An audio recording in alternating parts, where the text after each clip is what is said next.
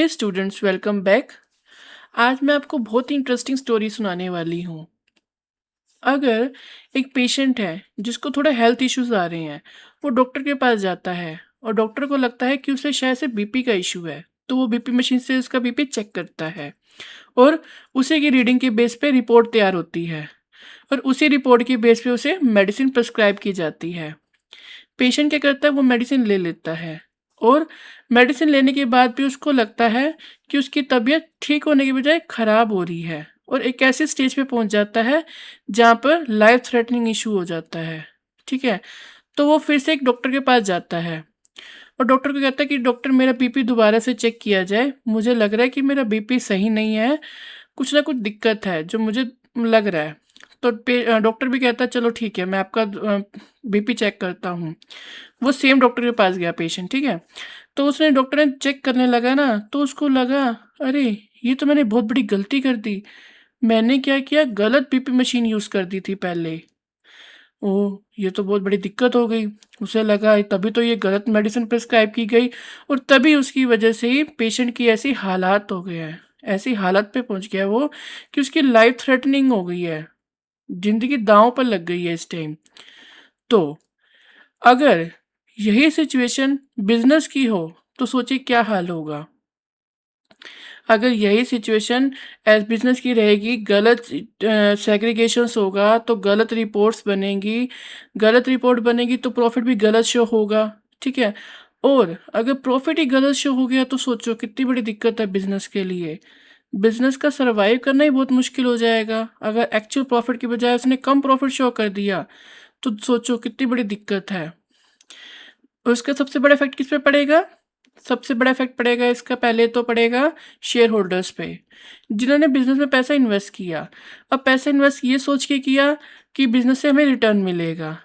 और किस पे इफेक्ट पड़ेगा? जो आउटसाइड पार्टी से जिससे बिजनेस में लोन लिया, अब लोन ये सोच के दिया कि उन्हें टाइम टू टाइम इंटरेस्ट मिलता रहेगा।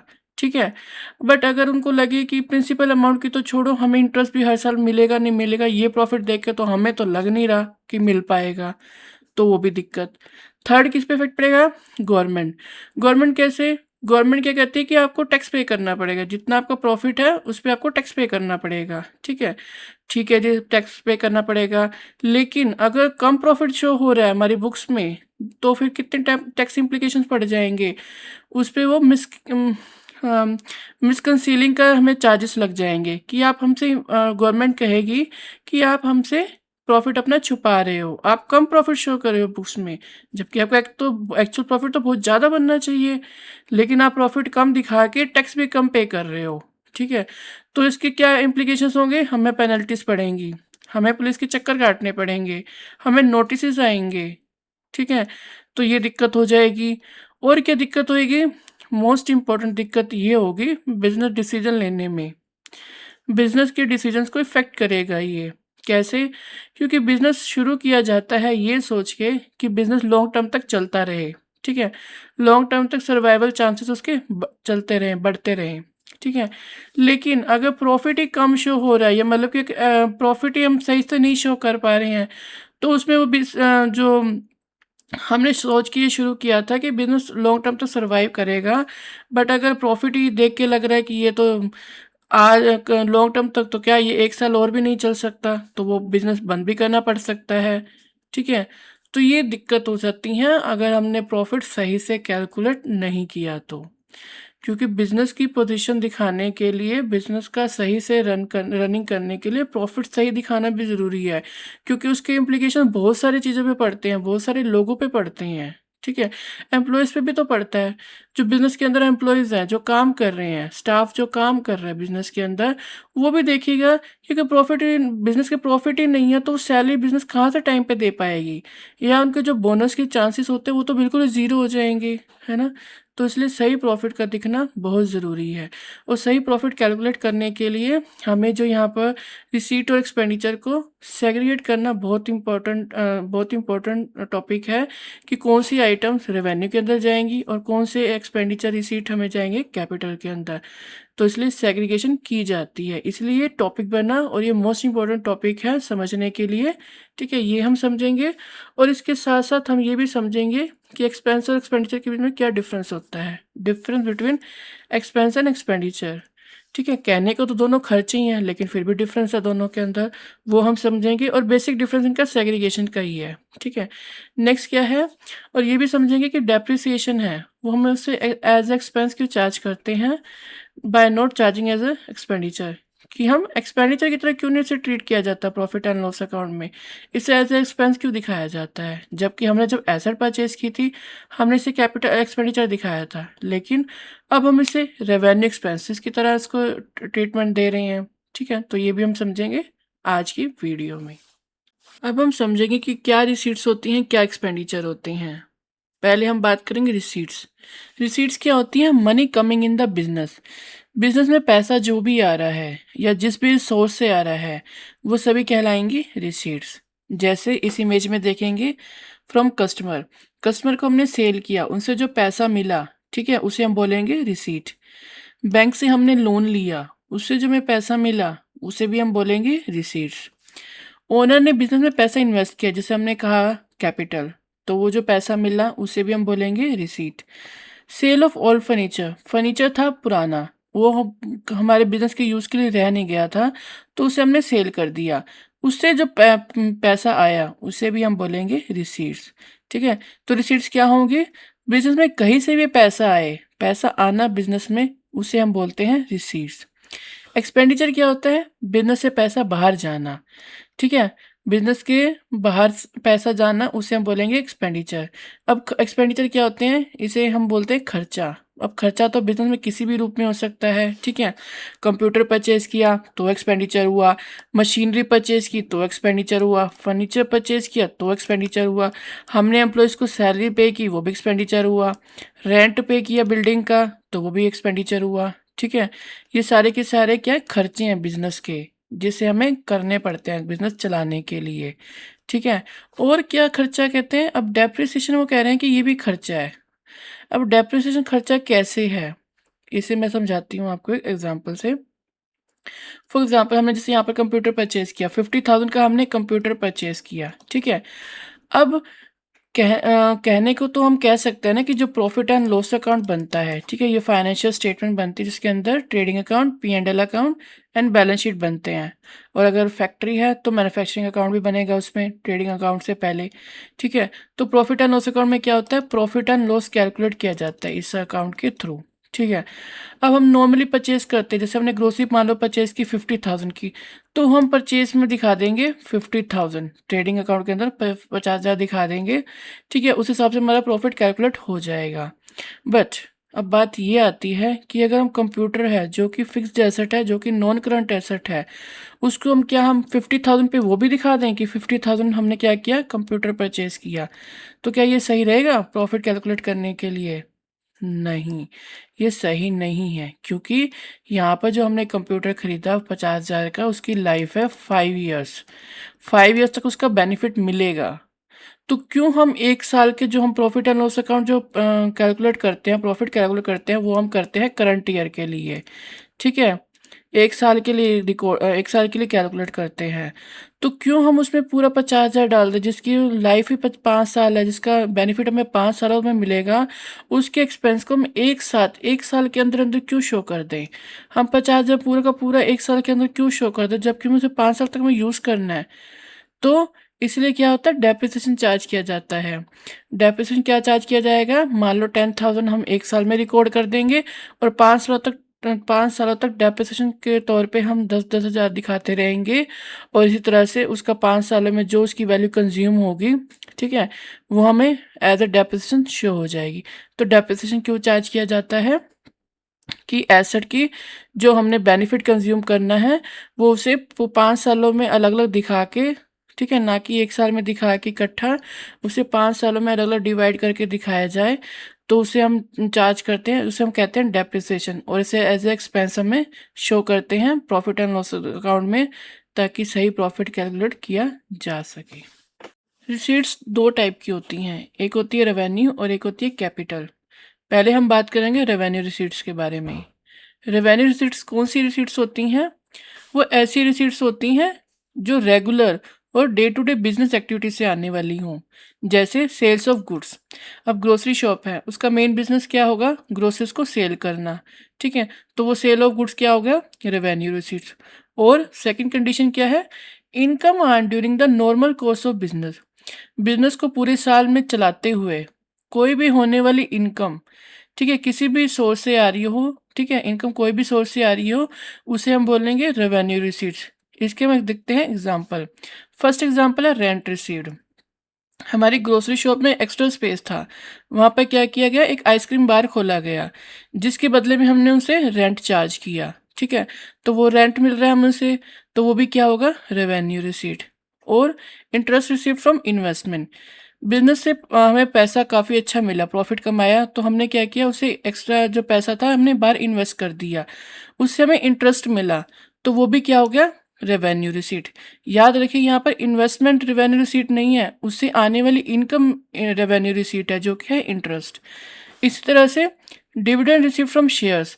बिजनेस ने क्या किया? शेयर्स परचेज किए, ठीक है, उससे हमें डिविडेंड मिला, तो वो भी क्या हुआ? Revenue receipt. और डिस्काउंट रिसीव्ड, हमने होलसेल में काफ़ी अच्छा बल्क ऑर्डर परचेज किया, बल्क में ग्रोसरीज परचेज की, तो होलसेलर ने क्या किया? डिस्काउंट दिया, तो वो डिस्काउंट भी क्या कहलाएंगे? Revenue receipts. तो ये एग्जांपल्स है रेवेन्यू रिसीट्स के। नेक्स्ट है कैपिटल रिसीट। कैपिटल रिसीट्स वो रिसीट्स होती हैं जो इरेगुलर बिजनेस एक्टिविटी से होने वाली। जहाँ हमने पढ़ा था रेवेन्यू में कि जो रेगुलर बिजनेस एक्टिविटी से हो, जहाँ तक सेल। अब यह है कैपिटल रिसीट जो इरेगुलर, मतलब कभी कभार होने वाली रिसीट्स, ठीक है, उसे हम बोलेंगे कैपिटल रिसीट। और इसकी सेकंड कंडीशन क्या है कैपिटल रिसीट कराने की? एक है कैपिटल इंक्रीज होनी चाहिए, और एक लायबिलिटी इंक्रीज होनी चाहिए, या फिर कैपिटल एसेट सेल होनी चाहिए। इन तीनों में से कोई भी अगर एक कंडीशन फुलफिल होती है, तो उस रिसीट को हम बोलेंगे कैपिटल रिसीट। एग्जाम्पल है मिस्टर लियो इन्वेस्टेड कैपिटल। मिस्टर लियो ने कैपिटल इन्वेस्ट की, ठीक है, तो इसमें से कौन सी कंडीशन फुलफिल हो रही है? कैपिटल इंक्रीज की। इससे क्या है? कैपिटल इंक्रीज हो रही है, तो ये क्या हो गया? Capital receipt. नेक्स्ट है loan taken from bank. Bank से लोन लिया, ठीक है, तो इसमें कौन कौन सी कंडीशन फुलफिल हो रही है? लायबिलिटी इंक्रीज हो रही है, जो कि हमने पेमेंट करनी है लोन की, ठीक है, तो लायबिलिटी इंक्रीज हो रही है, तो इसलिए ये भी होगी कैपिटल रिसीट। नेक्स्ट है मशीनरी सोल्ड। मशीनरी सेल की गई। अब मैंने आपको बताया था थर्ड कंडीशन क्या है? कैपिटल एसेट सोल्ड, तो इसलिए ये भी कैपिटल रिसीट है। इसी तरह से इन्वेस्टमेंट सोल्ड, ये भी कैपिटल एसेट है और सेल की गई है, तो इसलिए कैपिटल रिसीट। इसी तरह से बिल्डिंग, इस तरह से शेयर्स भी सब कैपिटल रिसीट्स हैं। अब आप याद रखिएगा कि अगर जो शेयर से आने वाला डिविडेंड था वो होगा रेवेन्यू, लेकिन अगर हमने शेयर सेल किए हैं तो वो होगा कैपिटल रिसीट। ठीक है, इसी तरह से अगर बिल्डिंग सेल की गई है, उससे जो प्रॉफिट आ रहा है वो होगा कैपिटल प्रॉफिट, लेकिन अगर बिल्डिंग सेल की है, उससे जो वैल्यू मिली है, उससे जो पैसा मिला, वो होगा कैपिटल रिसीट। इसी तरह से इन्वेस्टमेंट, इन्वेस्टमेंट भी यही था कि जो इंटरेस्ट मिला था वो होगा रेवेन्यू, और जो इन्वेस्टमेंट हमने पूरी की पूरी सेल कर दी वो होगा कैपिटल रिसीट। ठीक है, तो ये डिफरेंस है बेसिकली रेवेन्यू और कैपिटल में। बात करते हैं एक्सपेंडिचर की। एक्सपेंडिचर क्या होते हैं? Spending money to run the business on daily basis पे। ठीक है, बिजनेस के जो डेली बेसिस पे किए जाने वाले खर्चे, ठीक है, बिजनेस को चलाने के लिए जो किए जाने वाले खर्चे, उसे बोलते हैं एक्सपेंडिचर। ये भी दो तरह के होते हैं, एक होता है रेवेन्यू एक्सपेंडिचर, एक होता है कैपिटल एक्सपेंडिचर। रेवेन्यू एक्सपेंडिचर क्या होते हैं? जो करंट ईयर में किए जाने वाले खर्चे, ठीक है, जो हम बुक्स प्रिपेयर करते हैं वो एक साल के लिए करते हैं, तो जो करंट ईयर के लिए जो भी खर्चे किए जाएंगे, जैसे सैलरी पे की गई, रेंट पे किया गया, इलेक्ट्रिसिटी बिल पेमेंट की गई, रिपेयर्स किए गए, छोटी मोटी जो रिपेयर्स होती है बिल्डिंग की वो की गई, ठीक है, टेलीफोन के बिल्स पे किए गए, तो ये सारे के सारे एक्सपेंडिचर क्या होते हैं? रेवेन्यू एक्सपेंडिचर, जो करंट ईयर के एक्सपेंसेस होते हैं, ठीक है, जिसका बेनिफिट हमें वन ईयर में कंज्यूम कर लिया जाता है। नेक्स्ट है कैपिटल एक्सपेंडिचर। कैपिटल एक्सपेंडिचर वो एक्सपेंडिचर होते हैं जिसका बेनिफिट हमें मोर देन वन ईयर मिलता है, जिसका बेनिफिट हमें लॉन्ग टर्म तक मिलता रहता है। जैसे हमने यहाँ पे क्या किया, एग्जाम्पल में देखेंगे, इन्वेस्टमेंट मेड, हमने इन्वेस्टमेंट करी 5 ईयर्स के लिए, तो उसका बेनिफिट हमें मोर देन वन ईयर मिला, तो इसलिए ये भी क्या होगा? Capital expenditure. नेक्स्ट है machinery computer purchase. Machinery purchase की गई, कंप्यूटर परचेज किए गए, तो ये भी मोर देन 1 ईयर का इसका बेनिफिट मिलेगा, तो इसलिए ये भी क्या है, कैपिटल एक्सपेंडिचर।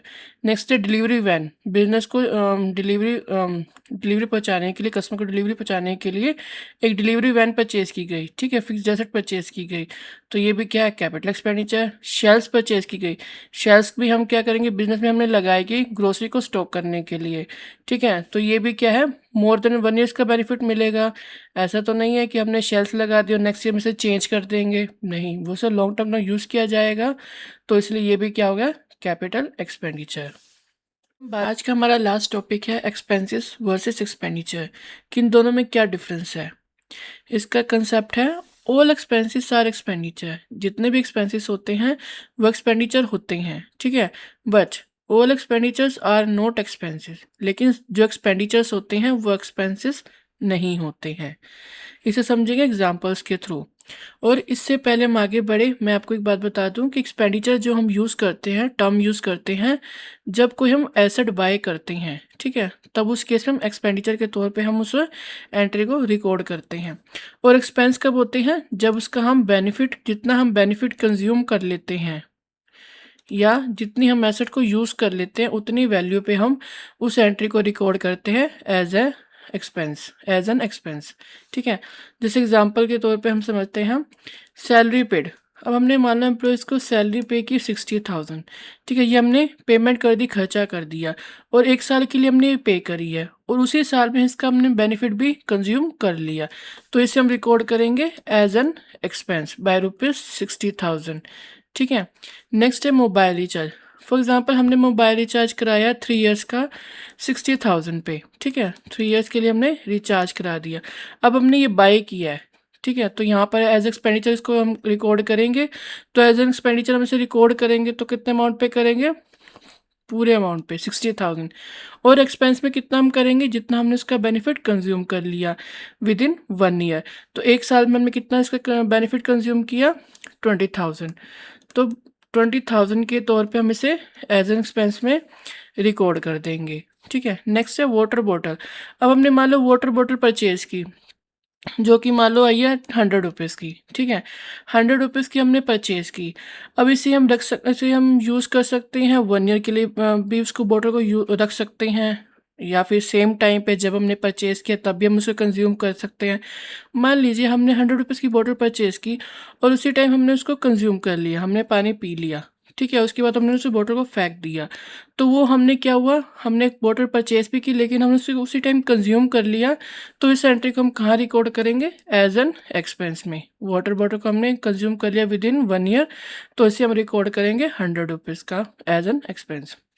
नेक्स्ट है मशीनरी परचेज। हमने मशीनरी परचेज की 3 लाख की, ठीक है, इसकी जो यूज़फुल लाइफ है वो है 5 ईयर्स, ठीक है, तो हमने बाय की है मशीनरी, तो इसे हम रिकॉर्ड करेंगे as an expenditure by ₹3 lakh, और एक्सपेंस की में हम रिकॉर्ड करेंगे 60,000, कि 1 ईयर की इसकी कितनी कंजम्पशन हमने बेनिफिट हमने कंज्यूम किया, 60,000, तो ये हम 60,000 एज एन एक्सपेंस इसे रिकॉर्ड कर देंगे। तो ये है डिफरेंस दोनों में।